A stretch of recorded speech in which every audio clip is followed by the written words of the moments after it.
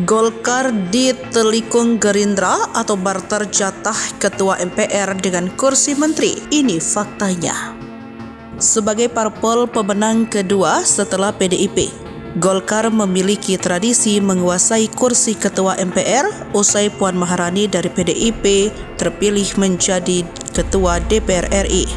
Sebab periode lalu 2019-2024, Golkar merebut jatah kursi ketua MPR dengan Bambang Susatyo sebagai ketua MPR.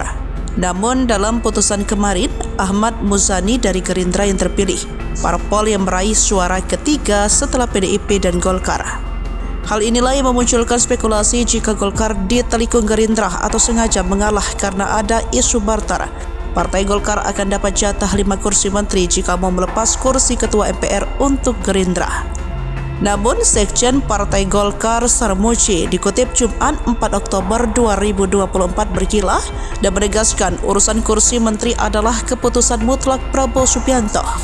Jadi, andai kata Golkar banyak dapat menteri, yaitu bukan karena tukar ini tukar itu.